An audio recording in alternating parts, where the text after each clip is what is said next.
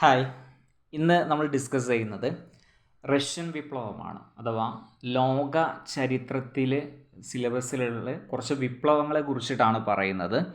അപ്പം അതിലെ ഒരു വിപ്ലവമാണ് റഷ്യൻ വിപ്ലവം. ഓക്കെ, അപ്പം നമുക്ക് നേരെ വിഷയത്തിലേക്ക് കടക്കാം. ഈ റഷ്യൻ വിപ്ലവം നടന്ന വർഷം എന്നാണ് റഷ്യൻ വിപ്ലവം നടക്കുന്നത് എന്ന് ചോദിച്ചു കഴിഞ്ഞാൽ 1917 ഈ റഷ്യ എന്ന് പറയുന്നത് ഈ 1917 എന്ന് പറയുമ്പോൾ USSR ആണ്, യൂണിയൻ ഓഫ് സോഷ്യലിസ്റ്റ് സോവിയറ്റ് റിപ്പബ്ലിക്കാണ്. ഇതിൽ റഷ്യയെ കൂടാതെ മറ്റനേക രാജ്യങ്ങളൊക്കെ ഉണ്ട്. അപ്പോൾ ഈ റഷ്യൻ വിപ്ലവത്തിൽ നമ്മൾ 3 കാര്യങ്ങളാണ് ഡിസ്കസ് ചെയ്യുന്നത്. ഒന്ന്, റഷ്യൻ വിപ്ലവം നടക്കാനുള്ള സാഹചര്യം എന്താണ്, റഷ്യൻ വിപ്ലവം നടക്കുമ്പോൾ റഷ്യയിലെ അവസ്ഥ എന്തായിരുന്നു, ആഫ്റ്റർ റഷ്യൻ റവല്യൂഷൻ. ഈ 3 കാര്യങ്ങളിലൂടെയാണ് നമ്മുടെ ക്ലാസ് പോകുന്നത്. നമുക്ക് നോക്കാം. റഷ്യൻ വിപ്ലവം നടന്ന വർഷം എന്നാണ് 1917 റഷ്യൻ വിപ്ലവം നടന്നത്. എന്നാണ് റഷ്യൻ വിപ്ലവം നടന്നത്? 1917. ഇത് എത്രാം നൂറ്റാണ്ടാണ്? 20-ാം നൂറ്റാണ്ടാണ്. അപ്പോൾ നൂറ്റാണ്ട് മനസ്സിലാക്കണമെങ്കിൽ ആദ്യത്തെ 2 സംഖ്യയോട് കൂടിയിട്ട് 1 കൂട്ടിയാൽ മതി. അപ്പോൾ നമുക്ക് നൂറ്റാണ്ട് മനസ്സിലാകും. ഓക്കെ, അപ്പം റഷ്യൻ വിപ്ലവം നടക്കുന്നത് 1917 20-ാം നൂറ്റാണ്ടിലാണ്.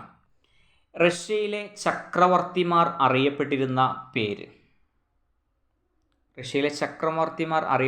പേര് ഇവിടെ ഒരു കാര്യം മനസ്സിലാക്കാനുള്ളത്, ഈ റഷ്യൻ വിപ്ലവം നടക്കുന്ന സമയത്ത് ഏത് രാജവംശമായിരുന്നു റഷ്യ ഭരിച്ചിരുന്നത് എന്ന് ചോദിച്ചു കഴിഞ്ഞാൽ റോമനോവ് രാജവംശമാണ്. റഷ്യൻ വിപ്ലവം നടക്കുന്ന സമയത്ത് റഷ്യ ഭരിച്ചിരുന്ന രാജവംശം ഏതാണ്? റോമനോവ് രാജവംശവും. ഈ റോമനോവ് രാജവംശത്തിൽ അഥവാ റഷ്യയിലെ ചക്രവർത്തിമാർ അറിയപ്പെട്ടിരുന്ന പേര് സർ എന്നും. രാജവംശത്തിൻ്റെ പേര് റോമനോവ്. ആ റോമനോവ് രാജവംശത്തിലെ രാജാവ് അറിയപ്പെട്ടിരുന്ന പേര് സർ എന്നാണ്. അവിടെ ഒരു കാര്യം കൂടി ഓർത്തു വെക്കുക, റാണി അല്ലെങ്കിൽ രാജ്ഞി അറിയപ്പെട്ടിരുന്ന പേര് സെറീന എന്ന പേരിലുമാണ് അറിയപ്പെടുന്നത്. രാജ്ഞി ഏത് പേരിലാണ്? സെറീന. റഷ്യൻ വിപ്ലവം നടക്കുന്ന സമയത്ത് റഷ്യയിലെ ചക്രവർത്തി ആരാണ്? നിക്കോളാസ് രണ്ടാമനാണ്. ആരായിരുന്നു? നിക്കോളാസ് രണ്ടാമൻ. ഈ നിക്കോളാസ് രണ്ടാമൻ്റെ രാജവംശം എന്ന് ചോദിച്ചാലും ഏതാണ്? റോമനോവ് രാജവംശമാണ്. നിക്കോളാസ് രണ്ടാമൻ്റെ ഭാര്യ ഏതാണ്? സെറീന അലക്സാണ്ടറാണ്. സെറീന എന്ന് പറയുന്നത് രാജ്ഞി അറിയപ്പെടുന്ന പേരാണ് സെറീന. നിക്കോളാസ് രണ്ടാമൻ്റെ മന്ത്രി ആരായിരുന്നു? ഗിഗറി റാസ്പുടിനാണ്. ഇദ്ദേഹത്തെക്കുറിച്ച് ചില കാര്യങ്ങൾ അറിഞ്ഞിരിക്കാം. റഷ്യൻ വിപ്ലവ സമയത്ത് റഷ്യൻ വിപ്ലവത്തിലേക്ക് സ്വാധീനം ചെലുത്തിയ കപട സന്യാസി, റഷ്യൻ വിപ്ലവത്തിലേക്ക് സ്വാധീനം ചെലുത്തിയ കപട സന്യാസി എന്ന് ചോദിച്ചു കഴിഞ്ഞാൽ ആരാണ്? ഗിഗറി റാസ്പുടിനാണ്. റഷ്യൻ വിപ്ലവത്തിന് കാരണക്കാരനായ കപട സന്യാസി റാസ്പുടിൻ. അതുപോലെ നിക്കോളാസ് രണ്ടാമൻ്റെ മന്ത്രി എന്ന് ചോദിച്ചു കഴിഞ്ഞാലും റാസ്പുടിനാണ്. നിക്കോളാസ് രണ്ടാമനെയും സെറീന അലക്സാണ്ട്രിയയെയും സ്വാധീനത്തിൽ ചെലുത്തിയ കപട സന്യാസി എന്നൊക്കെ ചോദിച്ചാലും എന്താണ്? ഗിഗറി റാസ്പുടിനാണ്. ഇനി ഈ ഗിഗറി റാസ്പുടിൻ അർത്ഥം ശരിക്കും തമ്മാടി എന്നാണ് കേട്ടോ. ഈ തമ്മാടിയായ സന്യാസി എന്നറിയപ്പെടുന്നത് റാസ്പുടിനാണ്. പിൽക്കാലത്ത് കൊട്ടാരത്തിലെ ആളുകൾ തന്നെ റാസ്പുടിനെ വിഷം കൊടുത്ത് എന്ത് ചെയ്യുന്നുണ്ട്? കൊലപ്പെടുത്തുന്നുണ്ട്. അദ്ദേഹത്തെക്കുറിച്ച് ഒരുപാട് ചരിത്രങ്ങളൊക്കെ ഉണ്ട്, ഞാനിവിടെ പറയുന്നില്ല അത്. ഇന്ത്യൻ റാസ്പുടിൻ എന്നറിയപ്പെടുന്നത് ആരാണ്? VK കൃഷ്ണമേനോനാണ്. ഇന്ത്യൻ റാസ്പുടിൻ എന്നറിയപ്പെടുന്നത് ആരാണ്? VK കൃഷ്ണമേനോനാണ്. ഇനി ഈ റഷ്യൻ വിപ്ലവം നടക്കുന്ന സമയത്ത് റഷ്യയിലുണ്ടായിരുന്ന ഒരു ഭൂ ഉടമകളാണ് കുലാക്കുകൾ എന്ന് പറയും. കുലാക്കുകൾ എന്നറിയപ്പെട്ട വൻകിട ഭൂ ഉടമകൾ കർഷകരെന്ത് ചെയ്തു? കഠിനമായിട്ട് ദ്രോഹിച്ചിരുന്നു. ഇത്ര ഓർത്തു വെക്കാം. റഷ്യൻ വിപ്ലവം നടക്കുന്ന സമയത്ത് റഷ്യയിലുണ്ടായിരുന്ന വൻകിട ഭൂ ഉടമകൾ എന്ന് ചോദിച്ചു കഴിഞ്ഞാൽ ഏതാണ്? കുലാക്കുകൾ. അങ്ങനെ റഷ്യയിൽ കൃഷിക്ക് വേണ്ടി ഉപയോഗിച്ചിരുന്ന ഈ അടിമകൾ അറിയപ്പെട്ടിരുന്ന പേര് സർഫ് എന്നും പറയും. അപ്പോൾ ഭൂ ഉടമകൾ അറിയപ്പെട്ടിരുന്ന പേര് കുലാക്കുകൾ എന്നും, എന്നാൽ അടിമകൾ അറിയപ്പെട്ടിരുന്ന പേരെന്താണ്? സർഫ് എന്ന പേരിലാണ് അറിയപ്പെട്ടിരുന്നത്. ഇനി വളരെ ഇമ്പോർട്ടൻ്റ് ആയ ഒരു ഫാക്റ്റാണ്, റഷ്യൻ വിപ്ലവ സമയത്ത് ജീവിച്ചിരുന്ന പ്രധാനപ്പെട്ട സാഹിത്യകാരന്മാരാരെല്ലാം, അല്ലെങ്കിൽ എഴുത്തുകാരാരെല്ലാം, അല്ലെങ്കിൽ തത്വചിന്തകരാരെല്ലാം, ഇങ്ങനെയൊക്കെ ചോദിച്ചു കഴിഞ്ഞാൽ ഉത്തരം എന്താണ്? ഒന്ന് മാക്സിം ഗോർക്കിയാണ്, Leo Tolstoy, Ivan Turgenev, Anton Chekhov. Russian വിപ്ലവ സമയത്ത് ജീവിച്ചിരുന്ന പ്രധാനപ്പെട്ട സാഹിത്യകാരന്മാരാരൊക്കെയാണ്? Maxim Gorky, Leo Tolstoy, Ivan Turgenev, Anton Chekhov ആണ്. Maxim Gorky, Leo Tolstoy, Ivan Turgenev, Anton Chekhov. Russian വിപ്ലവത്തിൻ്റെ പ്രവാചകൻ എന്നറിയപ്പെടുന്നത് ലിയോ ടോൾസ്റ്റോയി ആണ്. പ്രവാചകൻ്റെ അർത്ഥം ഇംഗ്ലീഷിൽ പറയാം പ്രോഫറ്റ് എന്നാണ്, അഥവാ പ്രബോധനം നടത്തുന്ന ആളാണ് പ്രവാചകൻ എന്ന് പറയുന്നത്. അപ്പോൾ റഷ്യൻ വിപ്ലവത്തിൻ്റെ പ്രവാചകൻ എന്നറിയപ്പെടുന്നത് ലിയോ ടോൾസ്റ്റോയി ആണ്. അപ്പോൾ ലിയോ ടോൾസ്റ്റോയുടെ ആശയമാണ് കൂടുതലും റഷ്യൻ വിപ്ലവത്തിലേക്ക് എത്തിച്ചത്. അതാണ് ഇവിടെ പറയുന്നത് ലിയോ ടോൾസ്റ്റോയി. ഫ്രഞ്ച് വിപ്ലവത്തിൻ്റെ പ്രവാചകൻ എന്നറിയപ്പെടുന്നത് ആരാണ്? ഫ്രഞ്ച് വിപ്ലവത്തിൻ്റെ പ്രവാചകൻ എന്നറിയപ്പെടുന്നത് റൂസോയാണ്. ആരാണ്? റൂസോ. ഈ ടോൾസ്റ്റോയെ കൃതികളെ റഷ്യൻ വിപ്ലവത്തിൻ്റെ തിളക്കമുള്ള കണ്ണാടി എന്നാണ് പറയുന്നത്. ടോൾസ്റ്റോയി കൃതികളെ റഷ്യൻ വിപ്ലവത്തിൻ്റെ കണ്ണാടി അല്ലെങ്കിൽ തിളക്കമുള്ള കണ്ണാടി എന്ന് വിശേഷിപ്പിച്ചത് ആരാണ്? ലെനിനാണ്. അപ്പോൾ ലെനിനാണ് ലിയോ ടോൾസ്റ്റോയുടെ കൃതികളെ എന്ത് വിശേഷിപ്പിച്ചത്? റഷ്യൻ വിപ്ലവത്തിൻ്റെ തിളക്കമുള്ള കണ്ണാടി. നമ്മൾ പറയാറില്ലേ ചങ്ങാതി നന്നായ കണ്ണാടി വേണ്ട എന്നല്ലേ? അപ്പോൾ എന്തിനാണ് അവിടെ പറയുന്നത്? നമ്മൾ എന്തിനാ കണ്ണാടിയിൽ നോക്കുന്നത്? നമ്മൾ എന്താണെന്ന് അറിയാൻ കണ്ണാടിയിൽ നോക്കേണ്ട, ചങ്ങാതിയിൽ നോക്കിയാൽ മതി. അപ്പോൾ ഇവിടെ പറയുന്നത് റഷ്യൻ വിപ്ലവം എന്താണ് എന്നറിയാൻ ലിയോ ടോൾസ്റ്റോയുടെ കൃതികളെ നോക്കിയാൽ മതി എന്നതാണ് ഇതുകൊണ്ട് അർത്ഥമാക്കുന്നത്. അഥവാ ടോൾസ്റ്റോയി കൃതികളെ റഷ്യൻ വിപ്ലവത്തിൻ്റെ കണ്ണാടി എന്ന് വിശേഷിപ്പിച്ചത് ആരാണ് എന്ന് ചോദിച്ചു കഴിഞ്ഞാൽ ലെനിനാണ്. ആരാണ്? ലെനിനാണ്. ടോൾസ്റ്റോയുടെ പ്രധാനപ്പെട്ട കൃതികൾ ഏതെല്ലാം? ഒന്ന് യുദ്ധവും സമാധാനവും, മറ്റൊന്ന് അന്ന കരീനീന, ഉയർത്തെഴുന്നേൽപ്പ്. നല്ല ചോദ്യമാണ്. ടോൾസ്റ്റോയുടെ പ്രധാനപ്പെട്ട കൃതികൾ ഏതെല്ലാം? യുദ്ധവും സമാധാനം, അന്ന കരീനീന, ഉയർത്തെഴുന്നേൽപ്പ്. അതുപോലെ മറ്റൊരു കൃതിയാണ് 1948 കമ്മ്യൂണിസ്റ്റ് മാനിഫെസ്റ്റോ എന്ന കൃതി രചിച്ചത് ആരാണ്? ഈ മാനിഫെസ്റ്റോയുടെ അർത്ഥം എന്താണെന്ന് വെച്ച് കഴിഞ്ഞാൽ പ്രകടന പത്രിക എന്നാണ് പറയുക. അപ്പോൾ 1848 കമ്മ്യൂണിസ്റ്റ് മാനിഫെസ്റ്റോ എന്ന കൃതി രണ്ടുപേരും കൂടിയാണ് രചിക്കുന്നത്. ഒന്ന് ഫെഡറിക് എംഗൽസ്, മറ്റൊന്ന് കാൾ മാർക്സ്. അപ്പോൾ ഫെഡറിക് എംഗൽസും കാൾ മാർക്സും 1848 രചിച്ച കൃതിയാണ് കമ്മ്യൂണിസ്റ്റ് മാനിഫെസ്റ്റോ എന്ന് പറയുന്നത്. ഈ കമ്മ്യൂണിസത്തിൻ്റെ ബൈബിൾ എന്നറിയപ്പെടുന്നത് ഏതാണ്? കമ്മ്യൂണിസ്റ്റ് മാനിഫെസ്റ്റോയാണ്. കമ്മ്യൂണിസത്തിൻ്റെ ബൈബിൾ എന്നറിയപ്പെടുന്നത് കമ്മ്യൂണിസ്റ്റ് മാനിഫെസ്റ്റോയാണ്. ഈ കമ്മ്യൂണിസ്റ്റ് മാനിഫെസ്റ്റോ തുടങ്ങുന്നത് എങ്ങനെയാണ്? യൂറോപ്പിനൊരു ഭൂതം ബാധിച്ചിരിക്കുന്നു, കമ്മ്യൂണിസത്തിൻ്റെ ഭൂതം. യൂറോപ്പിനൊരു ഭൂതം ബാധിച്ചിരിക്കുന്നു, കമ്മ്യൂണിസത്തിൻ്റെ ഭൂതം. ഇങ്ങനെ തുടങ്ങുന്ന കൃതി ഏതാണെന്ന് ചോദിച്ചാൽ പറയണം കമ്മ്യൂണിസ്റ്റ് മാനിഫെസ്റ്റോ. ഏതാണ് കൃതി? Communist manifesto. അതുപോലെ ഈ കമ്മ്യൂണിസ്റ്റ് മാനിഫെസ്റ്റോ അവസാനിക്കുന്നത് എങ്ങനെയാണ്? സർവ്വരാജ്യ തൊഴിലാളികളെ സംഘടിക്കുവിൻ. എന്താ പറയുന്നത്? സർവ്വരാജ്യ തൊഴിലാളികളെ സംഘടിക്കുവിൻ എന്ന് ആഹ്വാനം ചെയ്തുകൊണ്ട് അവസാനിക്കുന്ന കൃതി ഏതാണെന്ന് ചോദിച്ചാൽ പറയണം കമ്മ്യൂണിസ്റ്റ് മാനിഫെസ്റ്റോ. ഏതാണ് കൃതി? Communist manifesto. അതുപോലെ മറ്റൊരു കൃതിയാണ് 1867 ദാസ് ക്യാപിറ്റൽ എന്ന കൃതി രചിച്ചത് ആരാണ്? 1867 ദാസ് ക്യാപിറ്റൽ എന്ന കൃതി രചിച്ചത് കാൾ മാർക്സ് ആണ്. ദാസ് ക്യാപിറ്റലിൻ്റെ മലയാളം എന്താണ്? മൂലധനം. മൂലധനം എന്ന കൃതി രചിച്ചത് ആരാണ്? കാൾ മാർക്സ് ആണ്. റഷ്യൻ വിപ്ലവവുമായി ബന്ധപ്പെട്ട് അമ്മ എന്ന കൃതി രചിച്ചത് മാക്സിം ഗോർക്കിയാണ്. റഷ്യൻ വിപ്ലവവുമായി ബന്ധപ്പെട്ട് അമ്മ എന്ന കൃതി രചിച്ചത് മാക്സിം ഗോർക്കിയാണ്. സിമ്പിളായിട്ട് ഇങ്ങനെ ഓർത്തു വെച്ചാൽ മതി. ഇപ്പോൾ നമ്മുടെ വീട്ടിലെ അമ്മയല്ലേ മാക്സിഡ അല്ലേ? അപ്പോൾ അമ്മ എന്ന് പറയുന്ന കൃതി രചിച്ചത് മാക്സിം ഗോർക്കി. ഈ മാക്സിം ഗോർക്കിയുടെ അമ്മ എന്ന് പറയുന്ന കൃതിയിലെ 2 സ്റ്റേറ്റ്മെൻറ്റ് വളരെ ഇമ്പോർട്ടൻ്റ് ആണ്. അതിലൊന്ന് പറയുന്നത് ഒരു കൂട്ടർ മാത്രം ആജ്ഞാപിക്കുകയും ഒരു കൂട്ടർ മാത്രം പണിയെടുക്കുകയും ചെയ്യുന്ന കാലത്തോളം ഞങ്ങൾ വിപ്ലവകാരികളായി തുടരും. ഒരു കൂട്ടർ ആജ്ഞാപിക്കാൻ മാത്രവും മറ്റൊരു കൂട്ടർ പണിയെടുക്കുവാൻ മാത്രവുമുള്ള കാലത്തോളം ഞങ്ങൾ വിപ്ലവകാരികളായി തുടരും എന്ന് പറഞ്ഞത് മാക്സിം ഗോർക്കിയാണ്. അമ്മ എന്ന നോവലിലാണ് ഇദ്ദേഹം ഇങ്ങനെ പറയുന്നത്. ഈ അമ്മ എന്ന് പറയുന്ന നോവലിൽ അദ്ദേഹം വേറൊരു സ്റ്റേറ്റ്മെൻറ്റും കൂടി പറയുന്നുണ്ട്. ഞങ്ങൾ തൊഴിലാളികളാണ്. കുട്ടികളുടെ കളിപ്പാട്ടങ്ങൾ തൊട്ട് കൂറ്റൻ യന്ത്രങ്ങൾ വരെ ഞങ്ങളുടെ അധ്വാനം കൊണ്ടാണ് നിർമ്മിച്ചിരിക്കുന്നത്. ഇതാണ് ഇതിൻ്റെ ആശയം. കറക്റ്റ്. ഞങ്ങൾ തൊഴിലാളികളാണ്. കുട്ടികളുടെ കളിപ്പാട്ടങ്ങൾ തൊട്ട് കൂറ്റൻ യന്ത്രങ്ങൾ വരെ സർവ്വതും നിർമ്മിക്കുന്നത് ഞങ്ങളുടെ അധ്വാനം കൊണ്ടാണ് എന്ന് പറഞ്ഞത് ആരാണ്? മാക്സിം ഗോർക്കിയാണ്. അമ്മ എന്ന് പറയുന്ന നോവലിലാണ്. അപ്പം അമ്മ എന്ന് പറയുന്ന നോവലിൽ 2 സ്റ്റേറ്റ്മെൻറ്റാണ് പറയുന്നത്. ഒരു കൂട്ടർ മാത്രം ആജ്ഞാപിക്കുകയും ഒരു കൂട്ടർ മാത്രം പണിയെടുക്കുകയും ചെയ്യുന്ന കാലത്തോളം ഞങ്ങൾ വിപ്ലവകാരികളായി തുടരും. അതുപോലെ ഞങ്ങൾ തൊഴിലാളികളാണ്. കുട്ടികളുടെ കളിപ്പാട്ടം തൊട്ട് കൂറ്റൻ യന്ത്രങ്ങൾ വരെ ഞങ്ങളുടെ അധ്വാനം കൊണ്ടാണ് നിർമ്മിച്ചിരിക്കുന്നത് എന്ന് പറയുന്നതൊക്കെ ഈ മാക്സിം ഗോർക്കിയാണ് അമ്മ എന്ന് പറയുന്ന നോവലിലാണ് പറയുന്നത്. ഈ 1898 സർ ചക്രവർത്തിമാരുടെ കാലത്ത് റഷ്യയിൽ സ്ഥാപിച്ച പാർട്ടിയുടെ പേരെന്താണ്? അഥവാ ഇങ്ങനെയുള്ള തത്വചിന്തകന്മാരൊക്കെ ഇങ്ങനെ ഒരുപാട് ലേഖനങ്ങളും കൃതികളൊക്കെ എഴുതിയതിൻ്റെ ഫലമായിട്ട് അവിടെയുള്ള ജനങ്ങൾ ഈ റോമനോവ് രാജവംശത്തിനെതിരെ എന്ത് ചെയ്തു? പോരാടാൻ തീരുമാനിച്ചു. അങ്ങനെ 1898 അവരെന്ത് ചെയ്തു? ഒരു പാർട്ടി സ്ഥാപിക്കുകയാണ്. അതിൻ്റെ പേരാണ് Russian socialist democratic labour party എന്ന് പറയും. റോമനോവ് രാജവംശത്തിനെതിരെ റഷ്യയിൽ ആരംഭിച്ച ആദ്യ party Russian socialist democratic labour party 1898 ഇത് ആരംഭിക്കുന്നത്. അങ്ങനെ ഇതിങ്ങനെ മുന്നോട്ട് പോവുകയാണ്.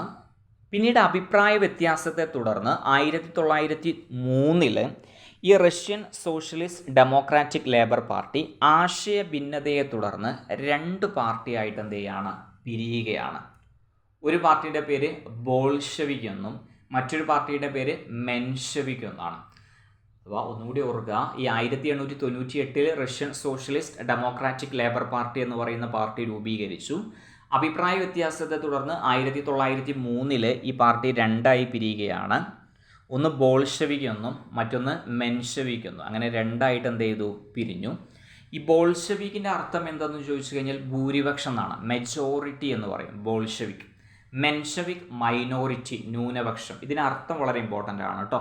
അപ്പോൾ ഏതെങ്കിലും ഒന്ന് ഓർത്ത് വെക്കുക. Minority, Menshevik minority, Bolshevik majority അല്ലെങ്കിൽ ഭൂരിപക്ഷം, മെൻഷെവിക് ന്യൂനപക്ഷം. ഇനി ഈ ബോൾഷെവിക് പ്രസ്ഥാനത്തിൻ്റെ നേതാക്കൾ ആരെല്ലാം? ഒന്ന് ലെനിനാണ്, മറ്റൊന്ന് ലിയോൺ ട്രോഡസ്കി എന്ന് പറയും. ആരൊക്കെയാണ്? ലെനിനും ലിയോൺ ട്രോഡസ്കിയുമാണ് ബോൾഷെവിക് പ്രസ്ഥാനത്തിൻ്റെ നേതാക്കൾ. എന്നാൽ മെൻഷെവിക് പ്രസ്ഥാനത്തിൻ്റെ നേതാവ് ആരാണ്? അലക്സാണ്ടർ കെരൻസ്കിയാണ്. ആരായിരുന്നു?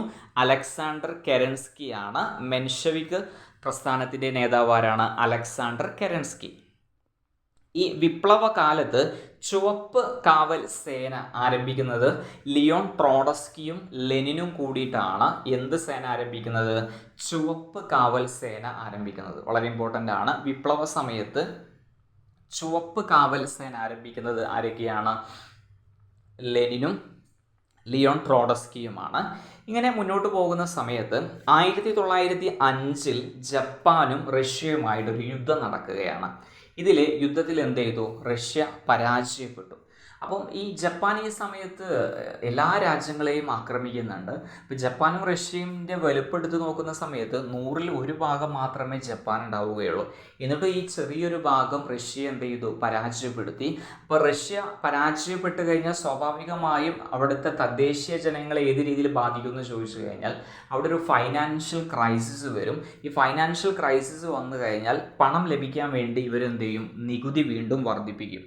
അങ്ങനെ ഒരു തികച്ചും അശാസ്ത്രീയമായ ഒരു സാമ്പത്തിക പരിഷ്കാരങ്ങളൊക്കെയാണ് ഈ യുദ്ധത്തിൽ തോറ്റു കഴിഞ്ഞാൽ റഷ്യ കൊണ്ടുവരുന്നത്. അപ്പം ഈ റഷ്യ ഈ യുദ്ധത്തിൽ പരാജയപ്പെട്ടതിനെ തുടർന്ന് 1905 സാമ്പത്തിക ഭരണ പരിഷ്കരണം ആവശ്യപ്പെട്ടുകൊണ്ട്, ഇതിങ്ങനെ പോരാ, കൃത്യമായിട്ട് ഇതിനൊരു സാമ്പത്തിക പരിഷ്കരണം വേണം എന്നാവശ്യപ്പെട്ടുകൊണ്ട് കൊട്ടാരത്തിലേക്ക് ഒരു പുരോഹിതൻ്റെ നേതൃത്വത്തിൽ, ആ പുരോഹിതൻ്റെ പേരാണ് ഫാദർ ജോർജ് ഗാപ്പോണി എന്ന് പറയും. എന്താ പേര്?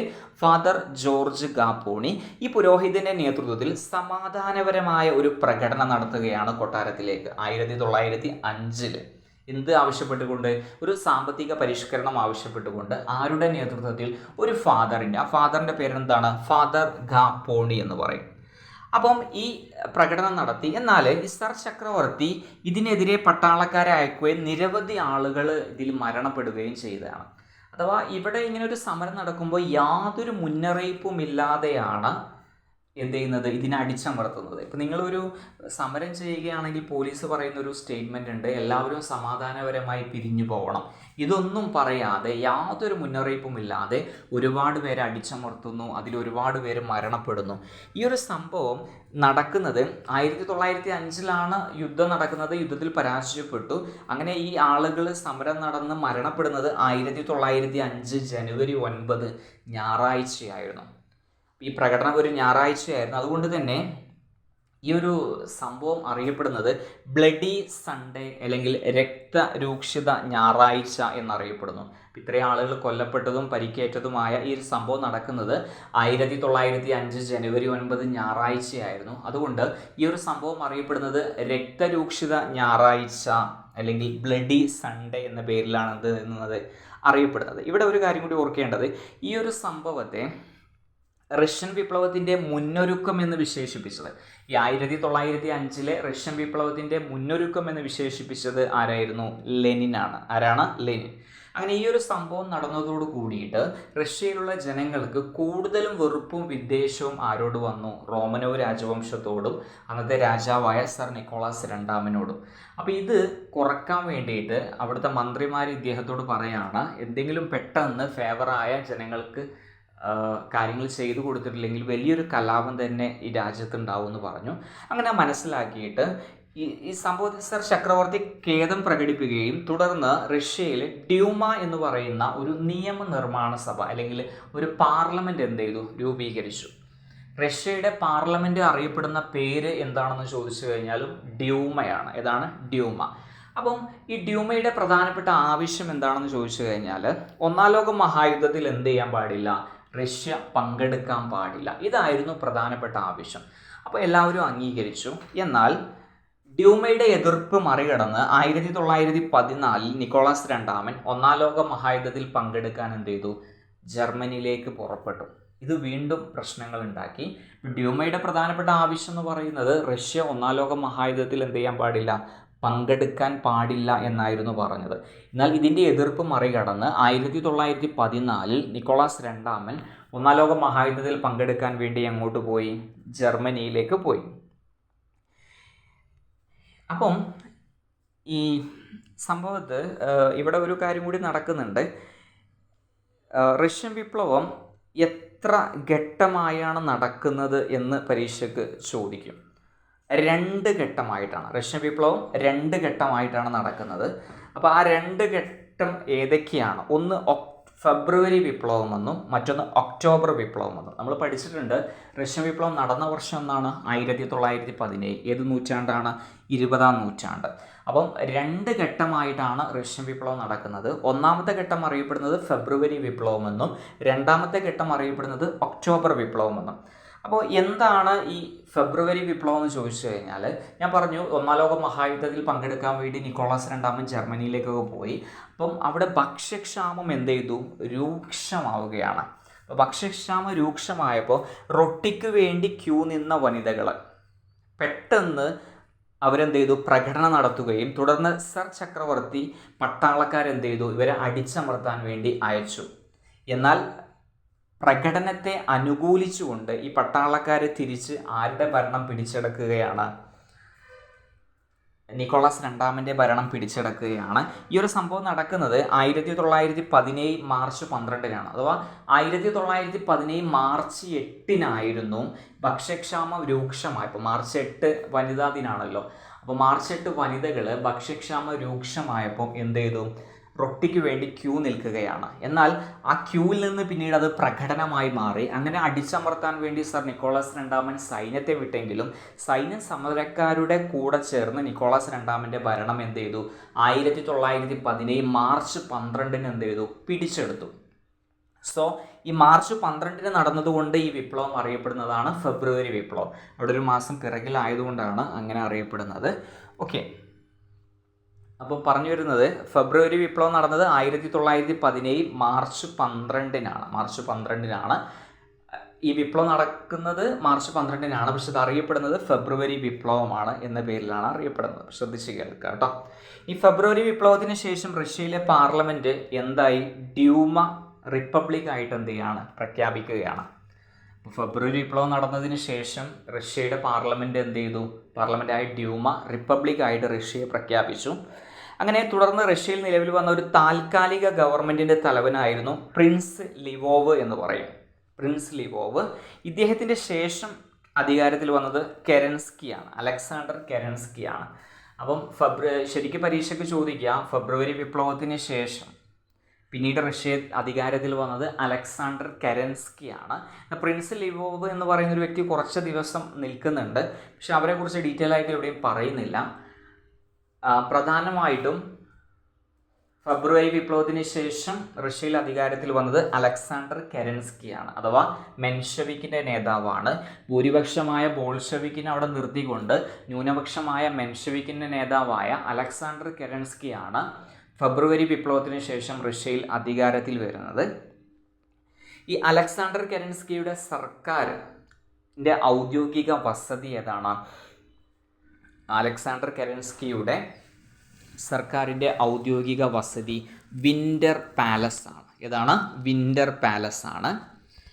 മറ്റൊന്ന്, ഈ സമയത്ത് വിപ്ലവ പ്രവർത്തനം നടത്തുന്നു എന്ന പേര് പറഞ്ഞ് ലെനിന് സർ നിക്കോളാസ് രണ്ടാമൻ ഏത് രാജ്യത്തേക്കാണ് നാട് കടത്തിയത്? അപ്പോൾ വിപ്ലവ പ്രവർത്തനങ്ങളുടെ പേര് പറഞ്ഞ് സർ നിക്കോളാസ് രണ്ടാമൻ ലെനിനെ ഏത് രാജ്യത്തേക്കായിരുന്നു നാട് കടത്തിയിരുന്നത് എന്ന് ചോദിച്ചാൽ പറയണം സ്വിറ്റ്സർലാൻഡിലേക്കാണ്. എങ്ങോട്ട് നാട് കടത്തിയത്? സ്വിറ്റ്സർലാൻഡ്.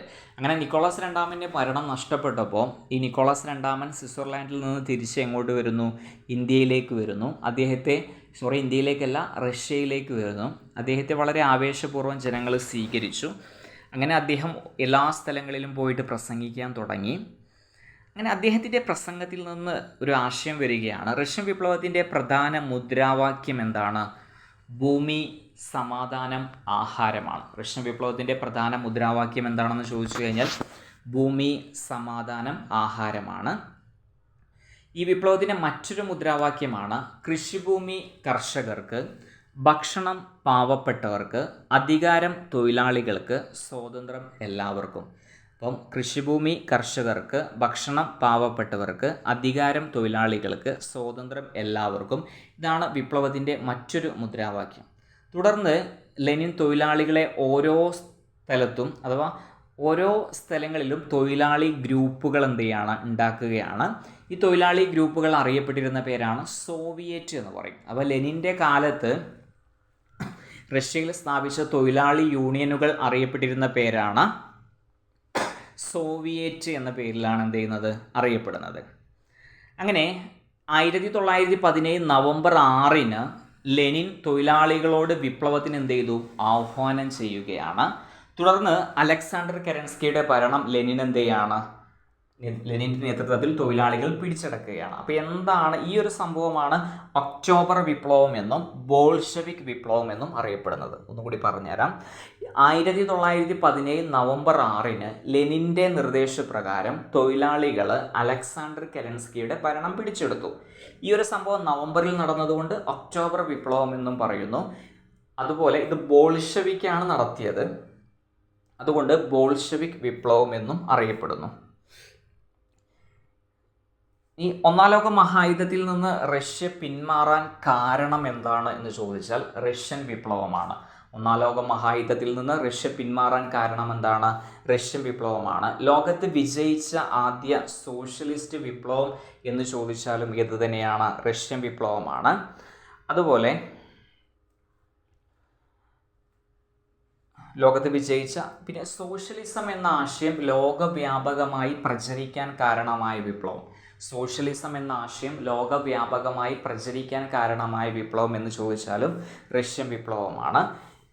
ഇനി ഈ റഷ്യൻ വിപ്ലവത്തിന് ശേഷം പിന്നീട് അവിടെ USSR രൂപീകരിക്കുകയാണ്. USSRൻ്റെ പൂർണ്ണരൂപം എന്താണ്? Union of socialist Soviet republic ആണ്. 1922 ഡിസംബർ 30 USSR ആരംഭിക്കുന്നത്. സോവിയറ്റ് യൂണിയൻ്റെ ഇവിടെ ഒരു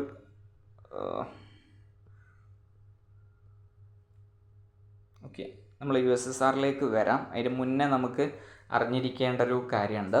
സോ ഈ റഷ്യൻ വിപ്ലവത്തിന് ശേഷം പിന്നെ അധികാരത്തിൽ വന്നത് ആരാണ്? ലെനിനാണ്. ലെനിൻ്റെ യഥാർത്ഥ പേരുണ്ട് വ്ളാഡിമർ ഇല്ലിച്ച് ഉള്ളിയാന എന്നാണ് അദ്ദേഹത്തിൻ്റെ യഥാർത്ഥ പേര്. പിന്നെ അത് എങ്ങനെയാണ് ലെനിൻ എന്നതിലേക്ക് വന്നു എന്ന് ചോദിച്ചു കഴിഞ്ഞാൽ ലെന എന്ന് പറയുന്ന ഒരു റിവർ ഉണ്ടായിരുന്നു. അൽബേനിയയിലുള്ള ഒരു റിവറാണ് ലെന എന്ന് പറയുന്നത്. ഈ ലെന എന്ന് പറയുന്ന റിവറിൻ്റെ അടുത്തായിരുന്നു ഇദ്ദേഹം താമസിച്ചിരുന്നത്. അങ്ങനെയാണ് ഇദ്ദേഹത്തിന് ലെനയിൽ നിന്നാണ് ലെനിൻ എന്ന പേര് എന്ത് ചെയ്യുന്നത് ലഭിക്കുന്നത്. അപ്പോൾ സോവിയറ്റ് യൂണിയൻ്റെ ശില്പിയായിട്ട് അറിയപ്പെടുന്നത് ആരാണ്? ലെനിനാണ്. ലെനിൻ ആരംഭിച്ച പത്രമാണ് ഇസ്കര എന്ന് പറയും. ലെനിൻ ആരംഭിച്ച പത്രമാണ് ഇസ്കര. ലെനിൻ ജനിച്ച വർഷം 1870. അപ്പോൾ ഗാന്ധിജി ജനിച്ചതെന്നാണ് 1869. ഒരു വയസ്സ് കഴിഞ്ഞിട്ടാണ് ആര് ജനിക്കുന്നത്? ലെനിൻ ജനിക്കുന്നത് 1870. ലെനിൻ അന്തരിച്ചത് 1924 ജനുവരി 21. അപ്പോൾ ഗാന്ധിജി കോൺഗ്രസ് പ്രസിഡന്റ് ഒരു തവണ ആയിട്ടുള്ളൂ. അതെന്നായിരുന്നു? 1924. അപ്പോൾ അന്ന് തന്നെയാണ് ലെനിൻ എന്ത് ചെയ്യുന്നത്? അന്തരിക്കുന്നത്. റഷ്യയിൽ പുതിയൊരു ഭരണഘടന നിലവിൽ വന്ന വർഷം എന്നാണ്? 1924. അപ്പോൾ അവിടെ USSR ആരംഭിക്കുന്നത് 1922 USSRൻ്റെ ഭരണഘടന വരുന്നത് 1924. ലെനിൻ്റെ യഥാർത്ഥ പേര് ഞാൻ പറഞ്ഞു, വ്ളാഡിമർ ഇല്ലിച്ച് ഉള്ളിയാന. ഈ ബോൾഷെവിക് വിപ്ലവത്തെ തുടർന്ന് അധികാരത്തിൽ വന്ന ശക്തനായ നേതാവാണ് ലെനിൻ. റഷ്യൻ വിപ്ലവത്തിൻ്റെ സമുന്നത നേതാവ് ലെനിൻ. റഷ്യയുടെ ആദ്യ കമ്മ്യൂണിസ്റ്റ് ഭരണാധികാരി എന്നൊക്കെ ചോദിച്ചാലും ആര് തന്നെയാണ്? ലെനിനാണ്. ഇനി റഷ്യയിലെ പുത്തൻ സാമ്പത്തിക നയത്തിൻ്റെ ഉപജ്ഞാതാവ്. റഷ്യയിലെ പുത്തൻ സാമ്പത്തിക നയത്തിൻ്റെ ഉപജ്ഞാതാവ് ലെനിനാണ്. ലെനിൻ്റെ ഒരു സ്റ്റേറ്റ്മെൻ്റ് ആണ്, ജോലി ചെയ്യാത്തവർ ഭക്ഷിക്കില്ല. ആരുടെ വാക്കുകളാണ് ജോലി ചെയ്യാത്തവർ ഭക്ഷിക്കില്ല എന്ന് ചോദിച്ചാൽ ലെനിനാണ്. അതുപോലെ ഇദ്ദേഹത്തിൻ്റെ ഒരു ലഘുലേഖയാണ് what is to be done. What is to be done എന്ന ലഘുലേഖ തയ്യാറാക്കിയത് ആരാണെന്ന് ചോദിച്ചു കഴിഞ്ഞാൽ പറയണം ലെനിനാണ്. ആരായിരുന്നു? ലെനിനാണ്. എന്താണ് അതിനർത്ഥം? നിങ്ങൾ എന്താണ് ചെയ്യുന്നത് എന്നതാണ് what is to be done എന്നതിൻ്റെ അർത്ഥം. ലെനിൻ്റെ മറ്റൊരു സ്റ്റേറ്റ്മെൻ്റ് ആണ്, യുദ്ധവും പട്ടിണിയുമല്ല ആഹാരവും സമാധാനവുമാണ് ജനങ്ങൾക്ക് വേണ്ടത്. യുദ്ധവും പട്ടിണിയുമല്ല ആഹാരവും സമാധാനവുമാണ് ജനങ്ങൾക്ക് വേണ്ടത് എന്ന് അഭിപ്രായപ്പെട്ടത് ആരാണ്? ലെനിനാണ്. മുകളിൽ പറഞ്ഞു പുത്തൻ സാമ്പത്തിക നയവും യുദ്ധകാല കമ്മ്യൂണിസവും നടപ്പിലാക്കിയത് ആരാണ്? യുദ്ധകാല കമ്മ്യൂണിസം പറഞ്ഞാൽ പെട്ടെന്ന് തീർപ്പാക്കുക കേട്ടോ. യുദ്ധകാല അടിസ്ഥാനത്തിൽ കേട്ടിട്ടില്ല, പെട്ടെന്ന് തീർപ്പാക്കുക. പുത്തൻ സാമ്പത്തിക നയവും യുദ്ധകാല കമ്മ്യൂണിസത്തിൻ്റെയും ഉപജ്ഞാതാവ് ആരാണ്? ലെനിനാണ്. വിപ്ലവാനന്തരം നിക്കോളാസ് രണ്ടാമനെയും ഭാര്യയെയും നാടുകടത്തിയത് എവിടേക്കാണ്? അപ്പം ഞാൻ പറഞ്ഞു ഫെബ്രുവരി വിപ്ലവം 1917 മാർച്ച് 12. അപ്പോൾ അതിനുശേഷം ഇവരെ ജീവനോടെ പിടിച്ചിട്ടുണ്ടായിരുന്നു. അങ്ങനെ ഇവരെ നാടുകടത്തിയത് സൈബീരിയയിലേക്കാണ്. ഇവിടേക്കാണ്? സൈബീരിയയിലേക്കാണ് നാടുകടത്തുന്നത്. 1917 സെപ്റ്റംബർ 30. അവിടെ വെച്ച് ഇവരെന്ത് ചെയ്യുന്നുണ്ട്? ഈ ചുവപ്പ് സേന കൊലപ്പെടുത്തുന്നുണ്ട് കേട്ടോ. റഷ്യൻ വിപ്ലവത്തിൻ്റെ ഭാഗമായി തൊഴിലാളികൾ രൂപീകരിച്ച സംഘടനകൾ അറിയപ്പെടുന്നത് ഞാൻ മുകളിൽ പറഞ്ഞു സോവിയറ്റ് ആണ്. ഇനി USSR union of socialist Soviet republic നിലവിൽ വന്നത് 1924 കേട്ടോ. 24 22 24 അവരുടെ ഭരണഘടനയാണ് എന്ത് ചെയ്യുന്നത്? നിലവിൽ വരുന്നത് കേട്ടോ. സോവിയറ്റ് യൂണിയൻ പിരിച്ചുവിട്ടത്, അത് പിന്നെ പിരിച്ചുവിട്ടു 1991. അപ്പോൾ തെറ്റിപ്പോകരുത്, ഇവിടെ 24 മാറി എഴുതിയതാണ്. 1922 USSR ആരംഭിച്ചു, 24 ഭരണഘടന വന്നു, 91 എന്ത് ചെയ്തു? പിരിച്ചുവിട്ടു. 24 ആരന്തരിക്കുന്നുണ്ട്? ലെനിൻ അന്തരിക്കുന്നുണ്ടെന്ന് പറഞ്ഞില്ല. അങ്ങനെ ലെനിന് ശേഷം പിന്നീട് വന്ന ശക്തനായ ഭരണാധികാരിയാണ് ജോസഫ് സ്റ്റാലിൻ എന്ന് പറയും. ആരാണ്? ജോസഫ് സ്റ്റാലിൻ. റഷ്യയിൽ ആദ്യമായി പഞ്ചവത്സര പദ്ധതി നടപ്പിലാക്കിയ ഭരണാധികാരി ആരാണ്? സ്റ്റാലിനാണ്. റഷ്യയിൽ പഞ്ചവത്സര പദ്ധതിക്ക് തുടക്കം കുറിച്ചതും ആര് തന്നെയാണ്? സ്റ്റാലിനാണ്. റഷ്യയിൽ പഞ്ചവത്സര പദ്ധതികൾക്ക് തുടക്കം കുറിച്ച വർഷം 1928-29 കാലഘട്ടത്തിലാണ്. 29 എന്നാണ് പ്രധാനമായിട്ടും ബുക്കുകളിലൊക്കെ കാണുന്നത്, അത് പഠിക്കുക. അപ്പോൾ റഷ്യയിൽ പഞ്ചവത്സര പദ്ധതികൾക്ക് തുടക്കം കുറിച്ച വർഷം 1929. സർ ചക്രവർത്തിമാരുടെ ഭരണകാലത്തിൻ്റെ നേർരൂപമായ ബാറ്റിൽഷിപ്പ് പൊട്ടക്കിൻ എന്ന ചിത്രം സംവിധാനം ചെയ്തത് ആര്? അഥവാ റഷ്യൻ വിപ്ലവവുമായി ബന്ധപ്പെട്ട് പുറത്തിറങ്ങിയ ഒരു മൂവിയാണ് ബാറ്റിൽഷിപ്പ് പൊട്ടക്കിൻ. ഇതിൻ്റെ സംവിധായകൻ സെർഗി ഐൻസ്റ്റീൻ ആണ്. ആരാണ്? സെർഗി ഐൻസ്റ്റീൻ ആണ്. അതുപോലെ ലോകത്തെ പിടിച്ചുകുലുക്കിയ 10 ദിവസം, ഞാൻ നേരത്തെ പറഞ്ഞിരുന്നു 1905 റഷ്യ ആക്രമിച്ച രാജ്യമാണ് ജപ്പാൻ. അങ്ങനെ ജപ്പാൻ വിജയിച്ചു. പിന്നീട് അവിടെ രക്തരൂക്ഷിത ഞായറാഴ്ച ഒക്കെ ഉണ്ടായി എന്ന് പറഞ്ഞല്ലോ. അപ്പോൾ ഒരു 10 ദിവസത്തിലാണ് ഇതെല്ലാം നടക്കുന്നത്. അപ്പം അതുകൊണ്ട് തന്നെ ലോകത്തെ റഷ്യൻ വിപ്ലവവുമായി ബന്ധപ്പെട്ട് ലോകത്തെ പിടിച്ചുകുലുക്കിയ 10 ദിവസം എന്ന കൃതി രചിച്ചത് ആരാണ്? ജോൺ റീഡ് ആണ്. ഈ കൃതിയെ പശ്ചാത്തലമാക്കി പുറത്തിറങ്ങിയ മൂവിയാണ് ബാറ്റിൽഷിപ്പ് പൊട്ടക്കിൻ എന്ന് പറയുന്നത്. ഈ സിനിമ സംവിധാനം ചെയ്തത് സെർഗി ഐൻസ്റ്റീൻ ആണ്. അതുപോലെ ആധുനിക റഷ്യയുടെ പിതാവ് ആരാണ്? പീറ്റർ ദ ഗ്രേറ്റ് ആണ്. ആരായിരുന്നു? Peter the great. Peter the ഗ്രേറ്റിൻ്റെ വിദേശ നയം, ഫോറിൻ പോളിസി ഏതാണ്? വാം വാട്ടർ പോളിസിയാണ്. അപ്പോൾ വാം വാട്ടർ പോളിസി ആരുടേതാണെന്ന് ചോദിച്ചാൽ പീറ്റർ ദ ഗ്രേറ്റ് ആണ്. ഇതാണ് റഷ്യൻ വിപ്ലവത്തെക്കുറിച്ച് നമ്മൾ എന്ത് ചെയ്യേണ്ടത്? അറിഞ്ഞിരിക്കേണ്ടത്. ഒരുപാട് ഫാക്റ്റുകൾ ഉൾപ്പെടുത്തിയിട്ടുണ്ട്. അപ്പോൾ നന്നായിട്ട് പഠിക്കുക. ക്ലാസ്സിനെ കുറിച്ചുള്ള നിങ്ങളുടെ ഫീഡ്ബാക്ക് എന്ത് ചെയ്തോളൂ, കമൻറ്റിൽ അറിയിക്കുക. അപ്പോൾ അടുത്ത ക്ലാസ്സിൽ നമുക്ക് വീണ്ടും കാണാം. Thank you so much.